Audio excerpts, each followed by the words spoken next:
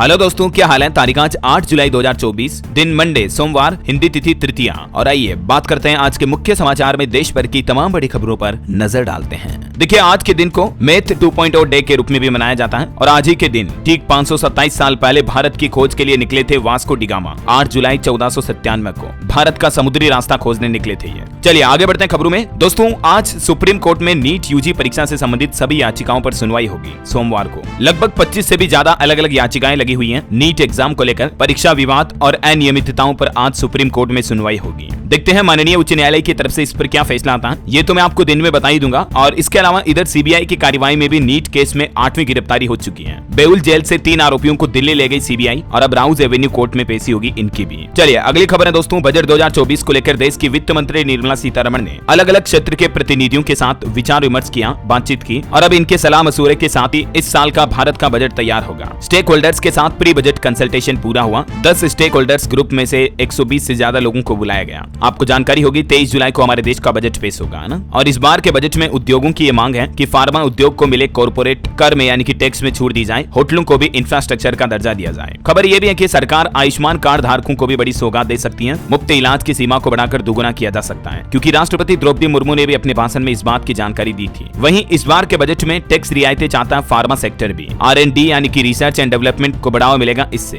तो ये कुछ बजट का माहौल चल रहा। और चलिए अगली बड़ी खबर देखिए आप। यूपी हाथरस भगदड़ मामले में अब शाकाहारी के वकील AP सिंह ने नया दावा किया है। उनका कहना है कि 15-16 लोगों ने भीड़ में जहरीली गैस से भरे डिब्बे खोल दिए थे और इससे दम घुट गया था लोगों का। इस वजह से भी ज्यादा जान गई। जी हाँ, देखिए भोले बाबा के वकील AP सिंह बोले कि जहर छिड़कने की वजह से ये भगदड़ मची। 15-20 लोग हाफ पैंट पहनकर आए और साजिश के तहत ये लोगों की जाने गई। अब इस पूरे मामले में ये एक बिल्कुल ही नया मोड़ सामने आ रहा। असली सच्चाई तो जांच के बाद ही पता चलेगी। वहीं इधर इस माहौल के बीच अब एक भोले बाबा और उनके सेवादार के बीच हुई बातचीत का एक ऑडियो रिकॉर्डिंग भी सामने आ रही है, जिसमें सेवादार बोलता है कि भोले बाबा लाशों को भी जिंदा कर देंगे। बाबा ने कहा था प्रलय आएगी और आ भी गई। हाथरस हादसे के बीच ये बातचीत का ऑडियो सोशल मीडिया पर काफी वायरल हो रहा है। इसकी भी सत्यता की जांच की जाएगी और हमें उम्मीद है कि न्यायिक आयोग की जांच के बाद इस हादसे में पीड़ितों को न्याय मिल पाएगा। बहरहाल चलिए अगली बड़ी खबर देखिए आप। WHO की एक एजेंसी ने बड़ा खुलासा किया है, टेल्कम पाउडर से भी कैंसर का खतरा होता है। टेल्कम पाउडर के बारे में चल रही बहस के बीच अब विश्व स्वास्थ्य संगठन की cancer agency international agency for research on cancer के द्वारा ये दावा किया गया है। ये देख सकते हैं आप इस रिसर्च की ज्यादा जानकारी भी। चलिए खबर है, लोकसभा अध्यक्ष ओम बिरला ने राजस्थान कोटा में एक पेड़ मां के नाम अभियान का शुभारंभ भी किया। और वहीं भारत के लिए एक बड़ी अच्छी खबर आ रही। हार के एक दिन बाद ही भारत ने जिम्बाब्वे से बदला लिया, 100 रनों से हराया। जी हां, आखिरकार भारत ने 100 रन से जीता दूसरा T20 मैच, जिम्बाब्वे को 134 पर समेटा।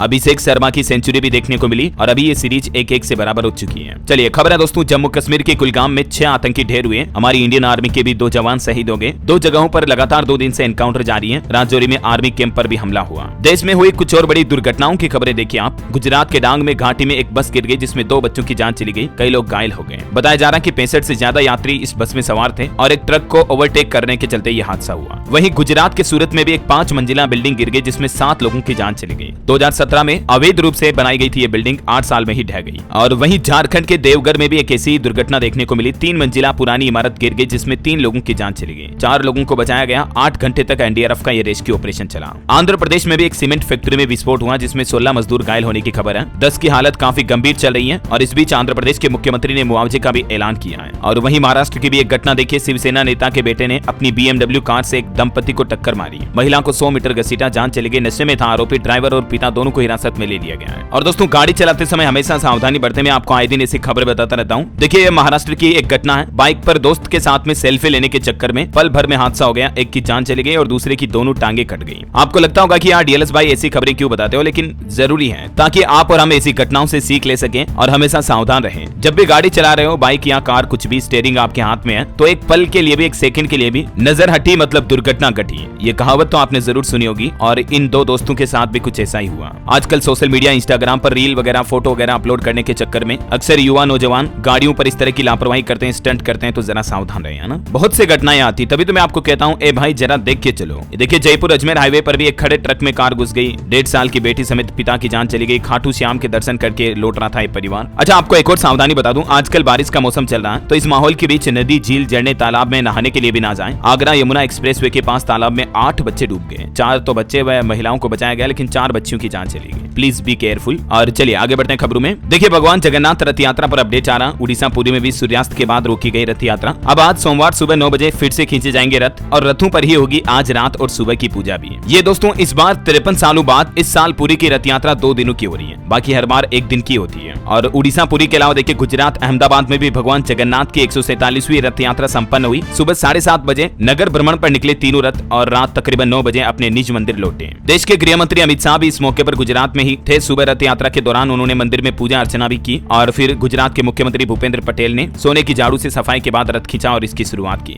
ये कुछ तस्वीरें आप देख सकते हैं। इधर राजस्थान में भी देखिए आप, उदयपुर में भगवान जगन्नाथ को 21 बंदूकों की सलामी दी गई। पुरी के जैसे ही उदयपुर में भी रथ यात्रा निकाली गई। सिटी पैलेस के बाहर लक्ष्यराज सिंह ने आरती की। और पश्चिम बंगाल में भी देखिए पुरी जैसा एक नया जगन्नाथ मंदिर बन रहा है। 2 साल से इसका काम चल रहा है। फर्क सिर्फ इतना कि यहाँ मूर्तियां पत्थर की होगी। तो चलिए जय जगन्नाथ का नाम लेते हुए आगे बढ़ते हैं खबरों में। देखिए हमारे देश के प्रधानमंत्री नरेंद्र मोदी पहली बार ऑस्ट्रिया जा रहे हैं। ऑस्ट्रिया के चांसलर ने खास अंदाज में पीएम मोदी को आमंत्रित किया। 9-10 जुलाई को अपनी पहली यात्रा पर ऑस्ट्रिया जाएंगे पीएम मोदी और 40 सालों में भारतीय प्रधानमंत्री की ये पहली यात्रा होगी। और वहीं देखिए बड़ी खबर, केंद्र सरकार जल्द ही लाएगी राष्ट्रीय सहकारिता नीति। गृह मंत्री अमित शाह ने घोषणा करते हुए कहा कि देश के हर जिले में सहकारी बैंक और दूध उत्पादक संघ स्थापित करने की सरकार की योजना है और अगले 5 सालों के दौरान 2 लाख पंचायतों में बहुउद्देशीय प्राथमिक कृषि ऋण समितियां स्थापित करने की भी सरकार की योजना है। और खबर देखिए, कैप्टन अंशुमन सिंह को मरणोपरांत कीर्ति चक्र से सम्मानित किया गया। उनकी पत्नी स्मृति बोले कि 18 जुलाई को हमने 50 साल की प्लानिंग की, अगली सुबह शहादत की खबर मिली। इंडियन एयरफोर्स से जुड़ी भी खबर आ रही कि सीमाओं पर होगी चप्पे चप्पे की निगरानी। अगले साल तक उपग्रह लॉन्च कर सकती है भारतीय वायुसेना। 2025 तक ये प्लान है वायुसेना का और सैटेलाइट के जरिए अब निगरानी होगी। तो मतलब इंडियन एयरफोर्स आसमान के जरिए भारत पर निगरानी रखेगी, है ना। और एक अच्छी खबर है, बांग्लादेशी घुसपैठियों की भी अब खेर नहीं। भारत की सीमा पर एआई कैमरों के जरिए निगरानी रखी जाएगी। एआई यानी कि आर्टिफिशियल इंटेलिजेंस युक्त टेक्नोलॉजी वाले कैमरों के जरिए अब सुरक्षा व्यवस्थाएं निगरानी होगी। बीएसएफ ने कड़े सुरक्षा इंतजाम भी किए हैं। और वहीं दोस्तों स्पेस साइंस से जुड़ी खबर आ रही है। मंगल ग्रह पर इंसानों को बसाने की योजना पर काम शुरू हो चुका है। नासा के बने घर में 378 दिन बीता कर लौटे 4 वैज्ञानिक। ये 4 वैज्ञानिक नासा के जॉनसन स्पेस सेंटर से धरती पर लौटे हैं और इन्होंने कहा कि हम लोगों को मंगल ग्रह पर भेजने की तैयारी भी हो रही है। वहीं एक बड़ी खबर विज्ञान से जुड़ी आ रही कि अब उल्टी दिशा में घूम रहा हमारा पृथ्वी का कोर।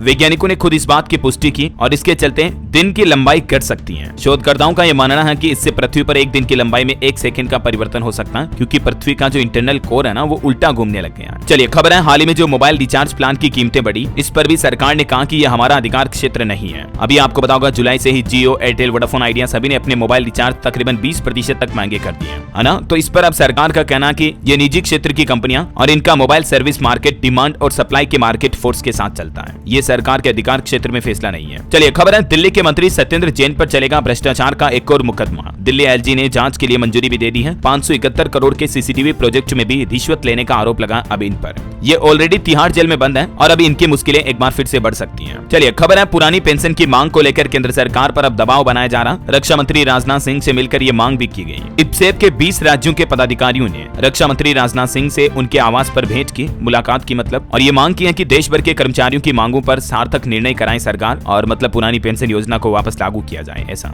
हो सकता है अब आने वाले बजट में भी सरकार 23 तारीख को देखें क्या फैसला लेती है। जो भी अपडेट आएगा मैं आपको बता दूंगा। और एक बड़ी चिंताजनक रिपोर्ट सामने आ रही दोस्तों। देखिए 2 दशकों में उत्तर भारत के भूजल में 450 क्यूबिक किलोमीटर की कमी आई है। वैज्ञानिकों की ये नई डराने वाली रिपोर्ट सामने आई है। मतलब वाटर लेवल जो है जमीन का वो और अंदर गहराता जा रहा है। तभी तो आजकल बोर वगैरह करवाते, बोरवेल में भी पानी बहुत कम आता है ना। और देखिए एक बड़ी अच्छी खबर, HIV ट्रीटमेंट में 2 साल में 2 बार इंजेक्शन 100% असरदार है। जांच में एक अच्छी रिपोर्ट सामने आई है HIV एड्स वगैरह को लेकर। कल ही मैंने आपको खबर भी बताई थी कि भारत में त्रिपुरा राज्य में आजकल HIV बहुत ज्यादा फैल रहा है। 828 स्टूडेंट पॉजिटिव पाए गए, 47 की तो संक्रमण से जान भी चली गई। तो जरा सावधान रहें ऐसी बीमारियों से। और दोस्तों किशोरों युवाओं को लेकर एक बड़ी चिंताजनक रिपोर्ट ये भी आ रही कि देश के 5% बच्चों व किशोरों की किडनी खराब है। आंध्र प्रदेश और तेलंगाना में इसके सबसे ज्यादा मामले सामने आ रहे हैं। जी हाँ, ये आंकड़ा कोई छोटा मोटा नहीं है दोस्तों। रिपोर्ट में कहा गया कि देश के 5% किशोर लड़के लड़कियों की किडनी और गुर्दे खराब हैं। अखिल भारतीय आयुर्विज्ञान संस्थान यानी कि एम्स और George institute for global health India की रिपोर्ट में ये बात सामने आई है। और ये राष्ट्रव्यापी सर्वेक्षण सामने आया जिसकी ज्यादा डिटेल भी आप देख सकते हैं इस रिसर्च की,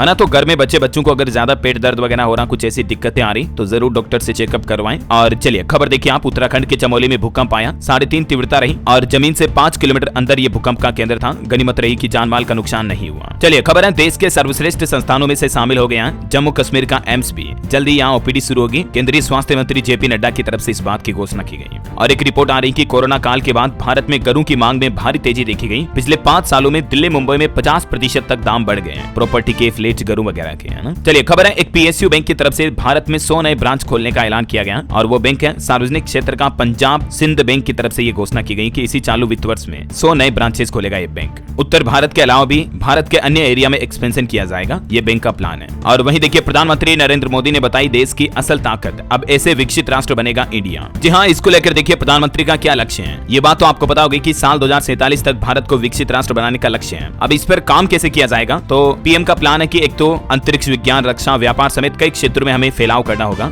200 करोड़ रुपए के निवेश को लेकर भी ये जानकारी आप देख सकते हैं और हमें आगे कैसे काम करना होगा। भारत को विकसित राष्ट्र बनाने को लेकर एशियाई डेवलपमेंट बैंक एडीबी के मुख्य अर्थशास्त्री अल्बर्ट पार्क ने भी हाल ही में कहा था कि भारत अभी भी कई मामलों में पिछड़ा है, तो अगर हम उन मोर्चों पर सफलता हासिल कर लेते हैं तो फिर हमारे लिए विकसित राष्ट्र की मंजिल पाना आसान हो जाएगा, जैसे भूमि, रोजगार, एनर्जी सेक्टर, बढ़ते कर्ज पर लगाम लगाना वगैरह वगैरह। बहरहाल अभी तो अपन कुछ और महत्वपूर्ण और काम की खबरें देखेंगे दोस्तों, लेकिन फिलहाल वक्त तो चला आज के मौसम समाचार जानने का। और एक छोटी सी रिक्वेस्ट आपसे ये भी है दोस्तों कि अगर आपने डीएलएस न्यूज चैनल को अभी तक भी सब्सक्राइब नहीं कर रखा ना, तो इसे सब्सक्राइब करके बेल आइकन जरूर दबा दीजिएगा और इस वीडियो पर एक छोटा सा प्यार भरा लाइक भी कर दीजिएगा, अगर आपका दिल करे, मन करे तो। वैसे मुझे पता आपका दिल बहुत अच्छा है, आप लाइक कर ही देते हो। बहरहाल चलिए अपनी बातें बाद में करेंगे, सीधा आगे बढ़ते हैं मौसम अपडेट में। देखिए आप अगले 2 दिन मौसम का हाल कैसा रहेगा, इसको लेकर मौसम विभाग की तरफ से पूर्वानुमान जारी किया गया। फिलहाल कुछ हालात देखिए आप, उत्तराखंड में लैंडस्लाइड हुआ, 4 धाम यात्रा भी रोक दी गई, असम राज्य में 58 और उत्तर प्रदेश में 13 लोगों की जान जाने की खबर है। मुंबई में 150 पर्यटकों का रेस्क्यू किया गया, कई सारी लोकल ट्रेनें भी सस्पेंड है। अब आप ये देश भर के अलग अलग इलाकों के हालातों को देखकर अंदाजा लगा सकते हैं कि हालात क्या चल रहे हैं। असम में तो बाढ़ से तकरीबन 29 जिलों में 24 लाख से भी ज्यादा लोग प्रभावित हैं। उत्तर प्रदेश से लेकर बिहार तक मौसम का कहर देखा जा रहा, पिछले 24 घंटों में 22 और लोगों की जान चली गई, हजारों घर भी तबाह हो गए। और ये देखिए लखनऊ की एक घटना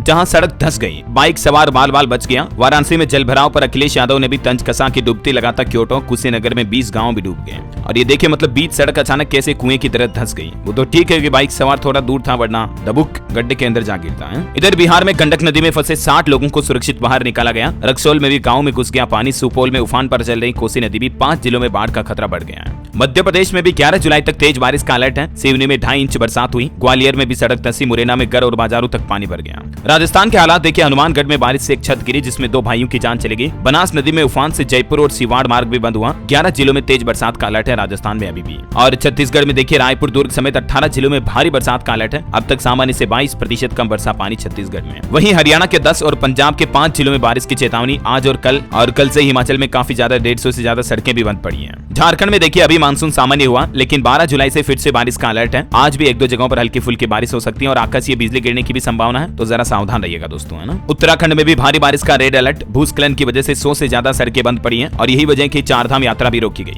इससे पहले कल ही मैंने आपको बताया अमरनाथ यात्रा पर भी रोक लगा दी है। और इधर यूपी श्रावस्ती में देखिए खतरे के निशान से 190 सेंटीमीटर ऊपर पहुंच फिर कटने लगी राप्ती नदी। बाढ़ से गिरे 50 गांव, संपर्क भी कटा। न सिर्फ भारत में बल्कि देखिए आप पड़ोसी देश नेपाल में भी आफत बनकर आई बारिश। बाढ़ और भूस्खलन की वजह से 14 लोगों की जान चली गई, कई लोग अभी भी लापता हैं। वैसे आपके राज्य में, आपके जिले में अभी बारिश कैसी चल रही है, कमेंट करके बताइएगा मुझे जरूर। हमारे यहाँ तो अभी 2-3 दिन से ठीक है, थोड़ी कम हो रही है, बाकी बहुत तेज बारिश हुई थी। आपके यहाँ का क्या हाल है कमेंट में बताओ देखें। और चलिए फिलहाल अपन आगे बढ़ते हैं खबरों में। देखिए आप शेयर बाजार में अगले सप्ताह तेजी का अनुमान है। कंपनियों के तिमाही नतीजों से लेकर रिटेल महंगाई के आंकड़ों तक काफी सारे फैक्टर्स बाजार की चाल तय करेंगे। और इसी बीच खबर है दोस्तों, F&O ट्रेडिंग अब मुश्किल होगी। फ्यूचर एंड ऑप्शंस ट्रेडिंग को लेकर 7 प्रस्तावों पर सेबी विचार विमर्श कर रही है और कोई सख्त फैसला भी ले सकती है, क्योंकि रिपोर्ट्स के मुताबिक F&O ट्रेडिंग में 10 में से 9 निवेशक अपना पैसा गंवा देते हैं और इसलिए सेबी इस सेगमेंट से रिटेल इन्वेस्टर को दूर रखना चाहता है। इसके लिए कुछ सख्त नए नियम लागू करने के बारे में भी विचार हो रहा है और ये 7 प्रस्ताव कौन कौन से हैं जिसकी डिटेल भी आप देख सकते हैं स्क्रीन पर। और एक नया नियम सरकार की तरफ से लागू किया जा रहा है, मैंने आपको कल भी जानकारी बताई थी इसके बारे में। खाद्य पदार्थों के पैकेज पर अब बड़े अक्षरों में देनी होगी नमक चीनी की जानकारी, मतलब इस खाने के पैकेज में कितना नमक है, कितनी शुगर है और कितनी फैट है, वसा वगैरह कितनी है, ये सब की जानकारी खाने के पैकेटों पर अब सभी कंपनियों को लिखनी पड़ेगी। FSSAI की तरफ से ये सख्त आदेश लागू हो चुका है ना। और वहीं हाईकोर्ट का एक बड़ा फैसला देखिए, सर्टिफिकेट के बिना व्हाट्सएप चैट सबूत के रूप में नहीं माने जा सकते हैं।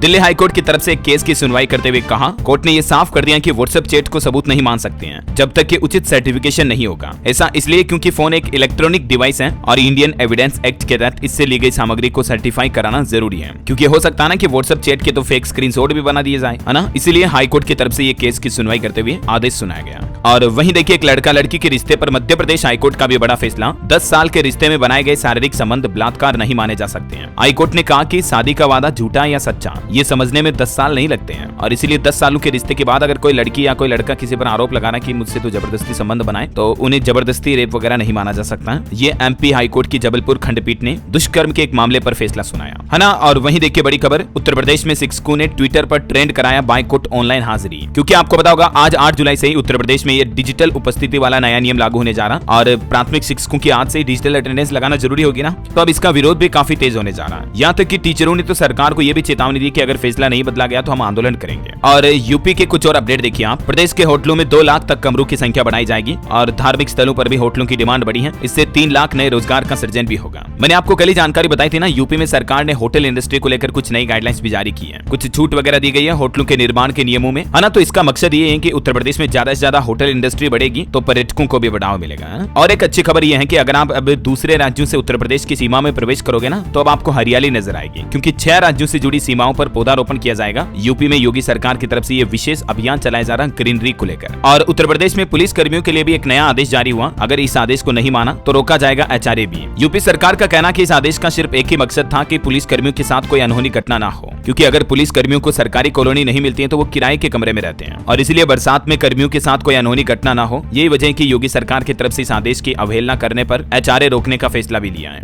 आदेश की जानकारी भी आप देख सकते हैं। चलिए दोस्तों, अगली बड़ी अच्छी खबर है छोटे लड़के लड़कियों युवाओं के लिए ड्राइविंग लाइसेंस पर सरकार कुछ नए नियम लेकर आई है। अब 16 साल के युवाओं को भी इसका फायदा मिल पाएगा। जनरली आपको पता होगा हमारे देश में ड्राइविंग लाइसेंस बनवाने की मिनिमम उम्र 18 साल, राइट। लेकिन अब कुछ नियमों के तहत 16 साल की आयु के युवा लड़के लड़की भी ड्राइविंग लाइसेंस प्राप्त कर सकेंगे। हालांकि इसके लिए कुछ नियम और शर्तें होगी, जैसे छोटा दोपहिया वाहन है, 50 सीसी से कम है, और उसकी स्पीड भी 70 किलोमीटर प्रति घंटा से ज्यादा ना है, तो ऐसे वाहनों को चलाने के लिए 16 साल के बच्चों को भी अब ड्राइविंग लाइसेंस मिल पाएगा। चलिए टेक न्यूज से खबर है, अब व्हाट्सएप पर आपको फेसबुक और इंस्टाग्राम वाली खासियत मिलेगी। दरअसल इंस्टाग्राम और फेसबुक को ब्लू टिक वेरिफिकेशन मिलने के बाद अब व्हाट्सएप पर भी जल्दी आपको ब्लू टिक वेरीफाई का फीचर मिल पाएगा। व्हाट्सएप की तरफ से ये बात की जानकारी दी गई, इसका स्क्रीनशॉट भी शेयर किया, देख सकते हैं आप। चलिए खबर है छत्तीसगढ़ में आदिवासी अंचलों के बच्चे अब स्थानीय भाषा में जल्द ही पढ़ाई कर सकेंगे। एनईपी यानी कि न्यू एजुकेशन पॉलिसी के तहत छत्तीसगढ़ के मुख्यमंत्री विष्णुदेव साय सरकार की तरफ से ये महत्वपूर्ण कदम उठाया गया है। राज्य में अब 18 स्थानीय भाषाओं में इन बोली में पढ़ाई कर सकेंगे बच्चे बच्ची। अच्छा, इससे आदिवासी इलाकों के बच्चे बच्चों को फायदा होगा, क्योंकि ज्यादातर लोकल लैंग्वेज आदिवासी एरिया में बोली जाती है, राइट। तो अब आदिवासी जो भाषा बोलते हैं, तो मतलब उनकी स्थानीय बोली जो है ना, उसी में उनके बच्चे बच्ची पढ़ाई कर पाएंगे, तो जल्दी सीख पाएंगे, है ना। और सरकार के पहले चरण के तहत कौन कौन सी भाषाओं को इसमें शामिल किया जाएगा, जिसकी लिस्ट भी आप देख सकते हैं। छत्तीसगढ़ी, सरगुजिहा, हल्बी, सादरी, गोंडी, कुडुक वगैरह वगैरह, इनमें एजुकेशन सिलेबस और कोर्सेज तैयार किए जाएंगे, ठीक है। चलिए खबर है बिहार के 13 शहरों में शुरू होगी ओला, उबर और रेपिडो की सर्विस। मिनटों में आप बुक भी कर पाएंगे। बिहार सरकार की तरफ से अब ये कंपनियों को इजाजत दी जा रही है। चलिए अगली खबर देखिए, ऑस्ट्रेलिया में अब भारतीय छात्र छात्राओं का पढ़ना थोड़ा मुश्किल होगा, क्योंकि वीजा के नियम बदल चुके हैं, जिसके तहत न सिर्फ वीजा पाना कठिन होगा, बल्कि जेब भी ज्यादा ढीली करनी पड़ेगी, मतलब वीजा का खर्च भी ज्यादा लगेगा, और लैंग्वेज टेस्ट भी पास करना पड़ेगा। ये भी नियम और शर्त लागू होने जा रही है। अभी इसी महीने 1 जुलाई से ये नियमों में बदलाव हो चुका है, और ऑस्ट्रेलिया में वीजा के क्या क्या नियम बदल चुके हैं, पूरी लिस्ट भी आप ये देख सकते हैं। चलिए खबर है अफ्रीकी स्वाइन फीवर का प्रकोप देखिए, इस राज्य में लगभग 310 सूरों को मार दिया गया, और इस बात की जानकारी खुद केंद्र सरकार की तरफ से दी गई। कहा कि अफ्रीकी स्वाइन फीवर के चलते केरल के त्रिशूर जिले में लगभग 310 सूरों को मारा गया है, ताकि ये बीमारी बढ़े नहीं, है ना। और वही खबर देखिए कि क्या आपके सभी कॉल की होगी अब रिकॉर्डिंग, क्या सरकार पढ़ सकेगी आपके व्हाट्सएप मैसेज, चैट वगैरह भी। आखिर सरकार जो संचार के नियमों में बदलाव किए हैं, उनके पीछे कुछ ऐसे दावे किए जा रहे हैं सोशल मीडिया पर। इन दावों का फैक्ट चेक क्या दोस्तों, तो देखिए पीआईबी फैक्ट चेक की तरफ से भी ट्वीट करके ये जानकारी दी गई कि सोशल मीडिया पर साझा किए जा रहे इस तरह के दावे भ्रामक हैं, ये सिर्फ भ्रम फैलाया जा रहा। भारत सरकार द्वारा ऐसा कोई भी संचार नियम लागू नहीं किया गया जिससे कि आपकी ये पर्सनल डिटेल इन्फॉर्मेशन लीक हो सके, है ना, तो टेंशन ना लें। चलिए खबर है दिल्ली के आईएलजी ने दिल्ली सरकार की स्कूलों के 5000 शिक्षकों के ट्रांसफर फिलहाल रोक दिए हैं। तबादला होना था इनका, लेकिन फिलहाल कैंसिल कर दिया। और वही खबर है दोस्तों, हरेला पर्व को लेकर उत्तराखंड सरकार ने नई पहल शुरू की है। परंपरा को एक नया स्वरूप मिलेगा, पर्यावरण संरक्षण में हर परिवार की भागीदारी होगी। ये उत्तराखंड का एक लोक पर्व है, और इस बार ये पर्व 16 जुलाई को है, ठीक है। इस बार इस पर्व पर हर परिवार को 2-2 पौधे भेंट किए गए हैं, ताकि ज्यादा से ज्यादा वृक्षारोपण भी हो सके। ये उत्तराखंड के बागेश्वर जिले में सरकार और प्रशासन ने नई पहल की है। चलिए खबर है इधर उत्तर प्रदेश में कांवड़ यात्रा को लेकर यूपी सरकार की तरफ से कुछ नए दिशा निर्देश जारी किए गए। राज्य सरकारें कांवड़ियों को उपलब्ध कराएं आईडी कार्ड। कांवड़ रूट के सभी 12 जिलों का एक व्हाट्सएप ग्रुप भी बनाया गया, जिस पर सभी कनेक्टिविटी भी रहेगी, और कांवड़ियों के लिए ये नई गाइडलाइंस भी जारी की है। और बिहार में देखिए एक नई पहल, अब दूध की कमी नहीं होगी, क्योंकि सिर्फ बच्चियां ही पैदा करेगी गायें। बिहार के नीतीश सरकार इस तकनीक पर भी काम कर रही, ताकि ज्यादा से ज्यादा बच्चियां पैदा हो, मतलब बछड़े या बेल वगैरह पैदा नहीं हो, है ना। और बड़ी खबर देखिए, निसंतान महिलाओं को प्रेग्नेंट करो और पैसे कमाओ। इस तरह के अनोखे जॉब के ऑफर से दोस्तों आप भी सावधान रहें, क्योंकि आजकल लोगों के साथ खूब ठगी की जा रही है ऐसे दावों को लेकर। पुलिस ने इस मामले में हरियाणा के नूह से 2 लोगों को गिरफ्तार भी कर लिया है, जो महिलाओं को प्रेग्नेंट करने की जॉब के नाम पर लोगों के साथ ठगी कर रहे थे। जहाँ से कर रहे थे। प्रेग्नेट करो और लाखों कमाओ, मतलब जरा सोचिए आप खुद ही, ऐसी भी कभी कोई जॉब होती है क्या? ये कॉन्टेक्ट डिटेल भी देते हैं और युवाओं को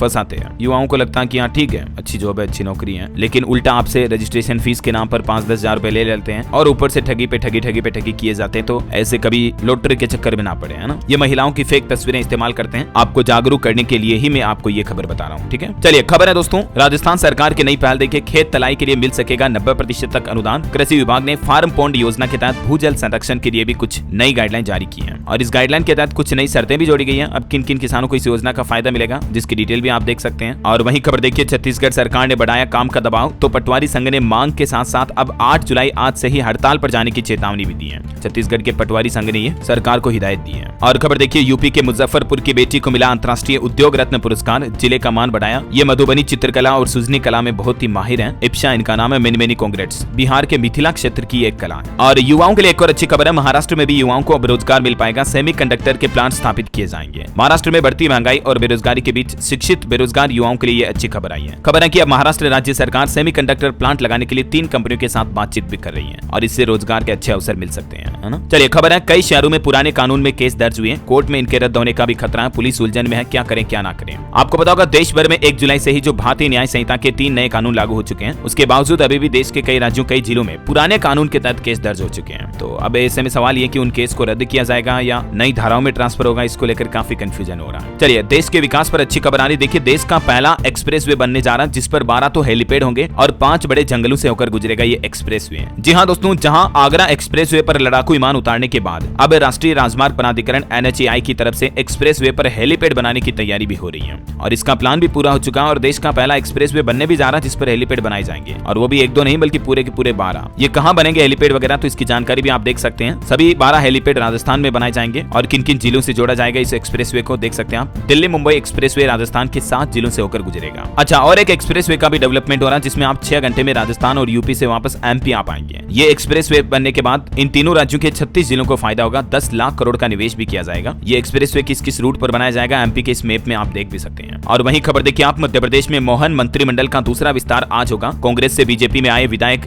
रामनिवास रावत बनेंगे मंत्री। मुख्यमंत्री ने राज्यपाल से मुलाकात भी की इस संबंध में। चलिए खबर है, राजस्थान के मुख्यमंत्री भजनलाल की घोषणा, 70,000 से ज्यादा पदों पर जल्द ही भर्ती की जाएगी। कांग्रेस सरकार में 17 परीक्षाओं के पेपर लीक हुए, 108 लोगों को गिरफ्तार भी किया गया। मुख्यमंत्री भजनलाल सरकार ने पिछली सरकार पर भी हमला बोलते हुए ये बातें कही और सबसे अच्छी घोषणा तो ये हुई कि राजस्थान में 75,000 नौकरियों की तैयारियां हो रही हैं। इसके अलावा भी राजस्थान सरकार पेट्रोल डीजल सस्ता करने की भी तैयारी में है। मीडिया रिपोर्ट्स के मुताबिक इस साल के आने वाले बजट 2024 में 20 लाख करोड़ रुपए का बजट पेश कर सकती है राजस्थान सरकार और कई बड़ी घोषणाएं हमें देखने को मिल सकती है। कुछ प्लान देखिए राजस्थान में, जोधपुर में प्राइवेट मेडिकल कॉलेज को अनुमति मिली, 100 सीटों के प्रवेश पर अनुमति होगी, पहली बार ये संचालित होने जा रहा है। और बाड़मेर में रेलवे स्टेशन में 16 करोड़ की लागत से मॉडर्न बनाया जाएगा, इसको डेवलपमेंट किया जाएगा। नवीनीकरण का 65% काम भी पूरा हो चुका है। चलिए अगली बड़ी अच्छी खबर देखिए, छत्तीसगढ़ मेन पार्ट में लहराएगा देश का दूसरा सबसे ऊंचा तिरंगा। झंडा पार्क बनाने के लिए 4 करोड़ रुपए की धनराशि भी मंजूर हुई। नर्मदापुर में 20 एकड़ जमीन का चयन भी हो चुका है। छत्तीसगढ़ के शिमला कहे जाने वाले मेन पार्ट में ये देश का दूसरा सबसे ऊंचा तिरंगा झंडा लहराया जाएगा। इसकी ऊंचाई 412 फीट होगी, है ना। और वैसे अभी भारत में सबसे ऊंचा तिरंगा झंडा कहाँ है तो आपको बता दूं, अटारी के वाघा बॉर्डर में है, जिसकी ऊंचाई 418 फीट है और ये छत्तीसगढ़ में सेकंड टॉलेस्ट तिरंगा झंडा बनाया जाएगा, ठीक है। वही देखिए छत्तीसगढ़ में सरकार का एक और प्लान, अब जर्जर भवनों में नहीं चलेगी स्कूल कक्षाएं। सभी जिला कलेक्टरों को निर्देश दिया। शिक्षा विभाग ने कहा कि स्कूली बच्चों की सुरक्षा हमारी सर्वोच्च प्राथमिकता है।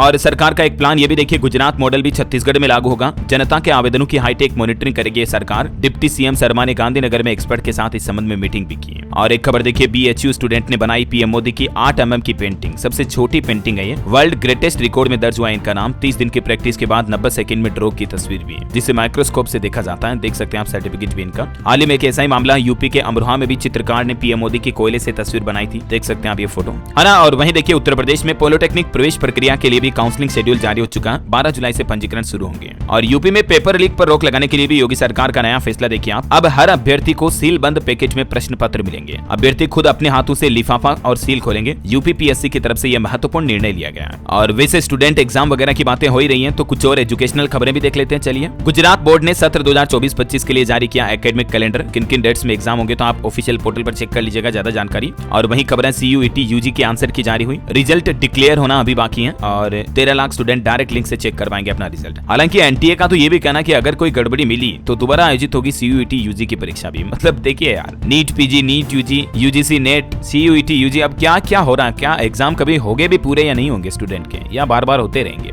मतलब। और देखिए छत्तीसगढ़ में 5वीं पास के लिए भी सरकारी नौकरियां निकली हैं। 2215 पदों पर होमगार्ड्स की वैकेंसी निकली है। 10 अगस्त तक इसमें फॉर्म भरे जाएंगे, तो आप भी चाहें तो अप्लाई कर सकते हैं। और बाकी आज एक लास्ट डेट वाली सरकारी नौकरी का अपडेट भी बता दूं, हरियाणा में कांस्टेबल के 6000 पदों पर भर्ती निकली हुई है, ठीक है, जिसमें आवेदन करने की आज 8 जुलाई लास्ट डेट है, तो आप अप्लाई कर सकते हैं। अच्छा, राजस्थान के शिक्षा मंत्री मदन दिलावर ने भी कहा कि स्कूलों में अगर खराब रिजल्ट आया तो शिक्षकों पर कार्रवाई की जाएगी। चलिए एजुकेशन के बाद कुछ अंतर्राष्ट्रीय न्यूज देख लेते हैं। देखिए, रूस ने यूक्रेन पर 24 घंटे में 55 एयर स्ट्राइक की, जिसमें 11 लोगों की जान गई, 43 से ज्यादा लोग घायल हो गए, 70 ग्लाइड बम दागे। और इधर इजराइल हमास जंग पर भी खबर है कि इजराइल ने गाजा के स्कूल पर एयर स्ट्राइक की, जिसमें 16 लोगों की जान चली गई, 75 से ज्यादा घायल हो गए। सेना ने कहा कि स्कूल आतंकवादियों का अड्डा है। वहीं देखिए, पाकिस्तान के पूर्व प्रधानमंत्री इमरान बोले कि पाकिस्तान में दोबारा चुनाव होने चाहिए। उन्होंने कहा कि देश को बचाने के लिए ये जरूरी है। भूख हड़ताल की धमकी भी दी। ओके, और चलिए अंत में दोस्तों आज के राशिफल पर नजर डाल लेते हैं। देखिए, आज मेष राशि वाले लोग आलस करने से बचें। सिंह राशि के लोग भी उतार चढ़ाव से सीख लेकर आगे बढ़ें। और बाकी मेष, मिथुन, कर्क, तुला और कुंभ राशि के लोगों को आज परेशानियों से राहत मिल सकती है। वहीं ये सप्ताह जो आज से नया शुरू होने जा रहा है, इसमें 6 राशियों को काफी फायदा मिलेगा। इस सप्ताह कुंभ राशि के लोगों को किस्मत का साथ मिलेगा, रुका पैसा और फायदा मिलने के भी योग है। इसके अलावा भी मेष, वृष, मिथुन और कर्क, सिंह राशि के जातकों के लिए ये सप्ताह काफी पॉजिटिव रहेगा,